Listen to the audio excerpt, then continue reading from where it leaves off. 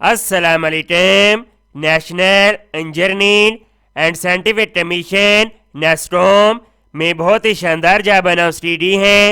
ये job done newspaper में 18 जनवरी 2024 को शाया की गई है। जॉब के ऊपर अप्लाई करने के लिए स्मार्ट करियर वेबसाइट का लिंक दिया गया है। जॉब के ऊपर जाने के लिए करंट जॉब्स पर क्लिक करेंगे। जॉब का पेज ओपन हो जाएगा। डिटेल पे क्लिक करेंगे। Job name journal manager, location Islamabad, gender male and female दोनों अप्लाई कर सकते हैं। एज लिमिट 35 साल। ये जॉब डिस्क्रिप्शन दी गई है, आप इसको पढ़ सकते हैं।